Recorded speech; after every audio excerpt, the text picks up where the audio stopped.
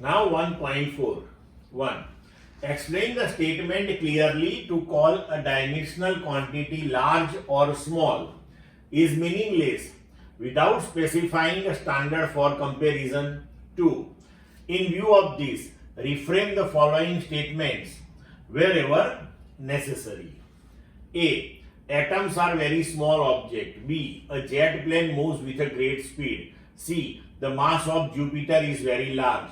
D. The air inside this room contains a large number of molecules. E. A proton is much more massive than an electron. F. The speed of sound is much smaller than the speed of light. Now see, यहाँ पे दिया हुआ है कि to call a dimensional quantity large or small is meaningless without specifying a standard for comparison. तो दो चीजों की जब तक आप कंपैरिजन नहीं करते हैं तब तक कौन सी लार्ज है और कौन सी स्मॉल है इसका जजमेंट नहीं आ सकता है. तो फिर हमें यहां बताया है कि इन व्यू ऑफ दिस, मतलब कि कंपैरिजन के बगैर तो पता नहीं चलेगा कि कौन सी लार्ज है और कौन सी स्मॉल है, राइट. तो हमें ये जो स्टेटमेंट्स दिए हैं, राइट, वो सब स्टेटमेंट में अगर कंपैरिजन नहीं दी हुई है और हमें क्लियर आइडिया नहीं आ रहा है कि अगर ये दी हुई क्वांटिटी कितनी स्मॉल है या कितनी लार्ज है, तो हमें वो स्टेटमेंट विथ कंपैरिजन फिर से लिखने हैं. आई बात समझ में? तो पहला ले लो कि नाउ सी, ये मैंने समझाया आपको कि कंपैरिजन के बगैर बिल्कुल पता नहीं चलता कि किस चीज का डायमेंशन कितना बड़ा है कितना छोटा है. तो ये हमने लिखा कि to the given statement is correct.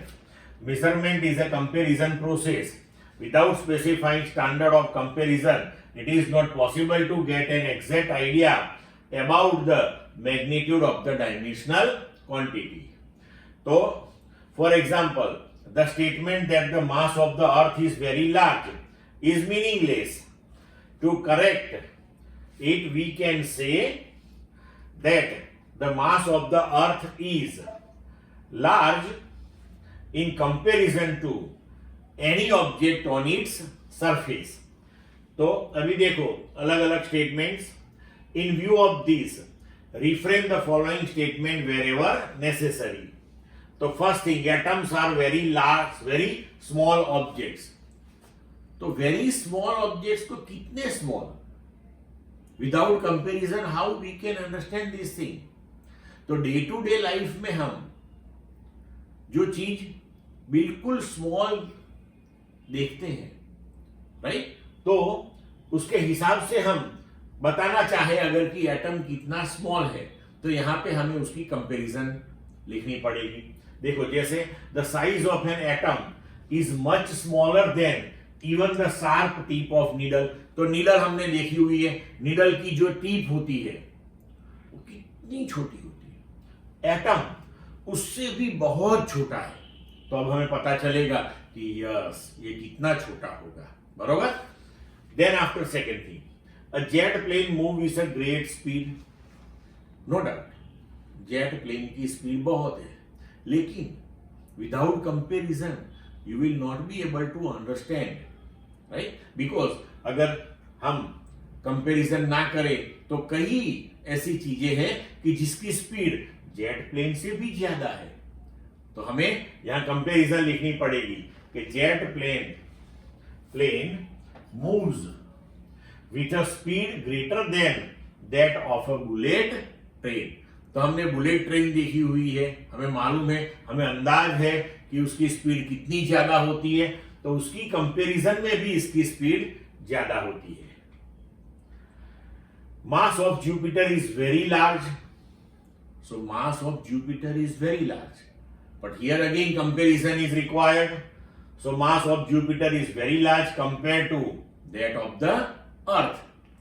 Then the air inside the room contains large number of molecules. So we know this thing in 1 mole. So in 1 mole of air, how many molecules are there 6.02 into 10⁻23। ये large number है, लेकिन इससे भी कई ज्यादा molecules room में है। So we can write the air inside this room contains more number of molecules than in 1 mole of air. E. A proton is much more massive than an electron. तो ये comparison के साथ ही दिया हुआ है, correct statement है। Then F. The speed of sound is much smaller than the speed of light. Again it is given with comparison. So इसको भी रेक्टिफाई करने की कोई जरूरत नहीं है। This is correct statement. So clear बच्चों, आई बात समझ में?